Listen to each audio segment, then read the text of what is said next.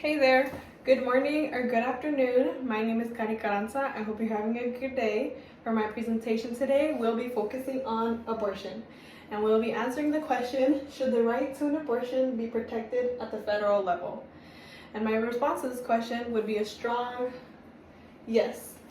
I have many reasons to oppose a change that is a step back for women's rights, equal treatment, but I would like to start off with, regardless of where we all may live, every woman should be able to have the right and equal access to a safe and legal abortion. Federal level protection over a woman's right to an abortion is a huge right we all once had, yet we are still moving backwards. Clearly, after the Supreme Court overturning Roe v. Wade, abortion-related topics are not addressed in the Constitution anymore. So it is now up to each state's power, meaning there are many women that live in states that follow abortion laws not every woman is going to agree with, which is understandable. So this can lead to many different scenarios due to unequal access. As you can see right here, it shows that there will be a rise in self-managed abortions. There will be women with unplanned pregnancies that will decide to keep their child, and some women that have to travel to clinics in states where abortions are legal. But worst case scenario, there will be some women seeking abortions, but because of lack of resources, they will have to find someone to perform an illegal abortion or self-manage it, which can be very unsafe and harming. Self-managed abortions typically include any action taken to end a pregnancy without medical supervision. And I know, and I understand, many people will be wondering, can't we just take more precautions to prevent women from having self-managed abortions and having the numbers just continue to grow and rise? And I mean, yes, I do believe there could be a change, just for a bit though, not too long, because we do see time and time again in this country and this world where safety measures arise, but we slowly move back into those old habits and things don't really change, so it doesn't work out. The only change that could really prevent this is if abortion rights were protected at federal level again. That way, a woman from Texas that needs to abort past 6 weeks doesn't have to travel to California, and not to mention there is some women that can't afford to travel, so they might have to find somebody to do that themselves, to abort themselves, or they might have to self-manage it themselves. Because if every state had equal access and the same laws, then there wouldn't have to be a reason for a woman to have to travel out of state or self-manage their abortions, because clinics could be up to just 10-15 minutes away from them, because after that there's really no excuse. Now I want to share with you an article from the Washington Post titled "Abortions Outside Medical Systems Increased Sharply After Roe Fell."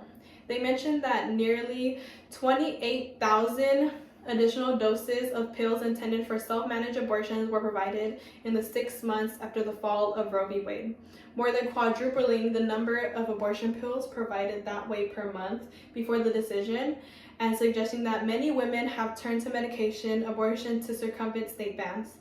Obviously, this goes to show that there is a jump in self-managed abortions, and all of this is happening on their own without the direct involvement from medical providers.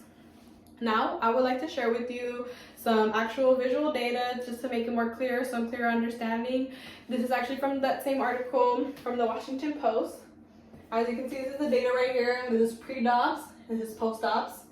These are the 6 months we were talking about where the numbers quadrupled.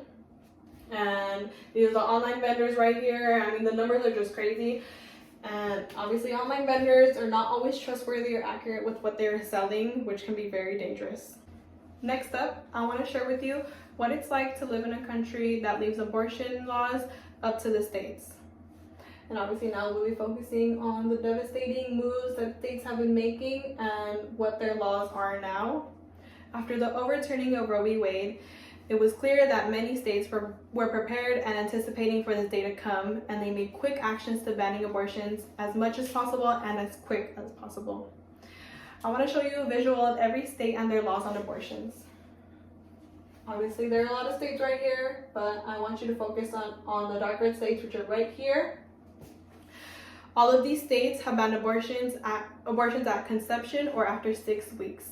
There are a total of 4 states that have banned abortions as soon, and emphasis on soon as 6 weeks.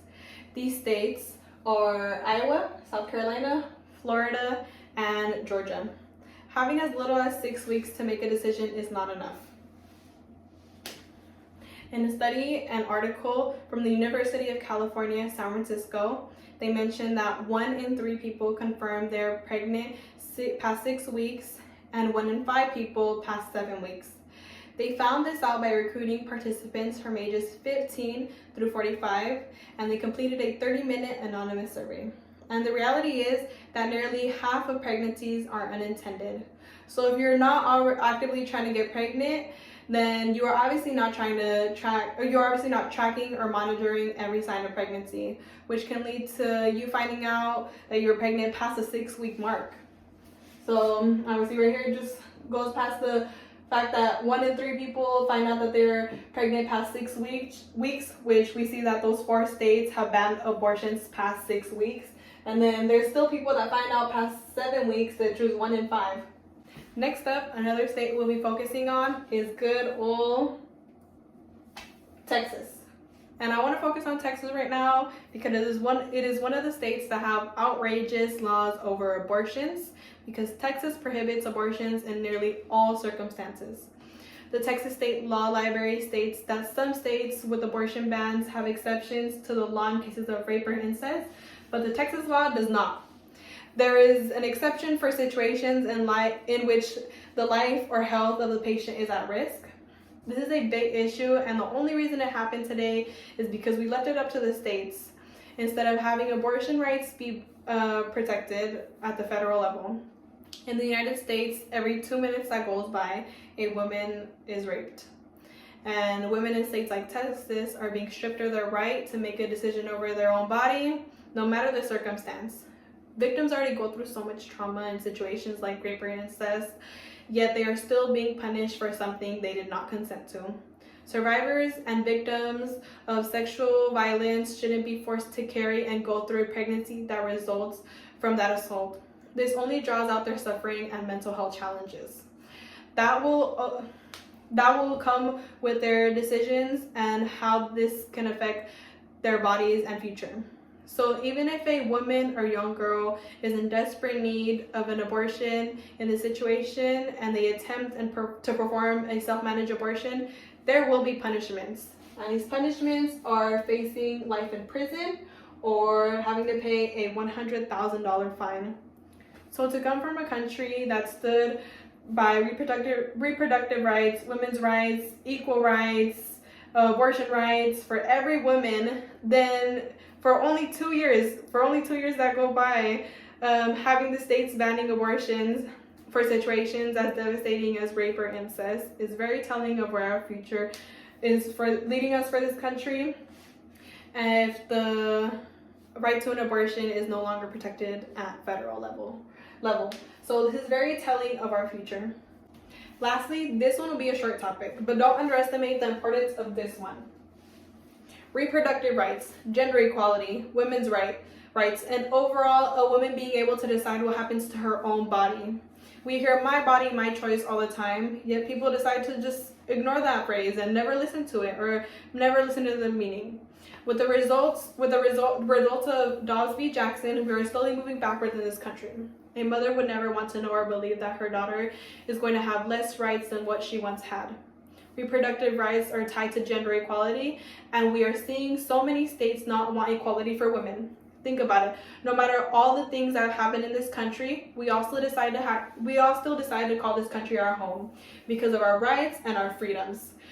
The United States has been known as a country where their people are heard and action is taken, and it is the reason so many of us choose to stay and have come here. Having rights should be for everyone. Women should not feel like they are in the shadows, and a woman's choice over her own body should never be neglected. Protecting reproductive rights at the federal level is what began the U.S. having their reputation for leading and promoting human rights and gender equality globally. Limiting abortion access to millions of people proves the country's lack of commitment to women's rights and their equality.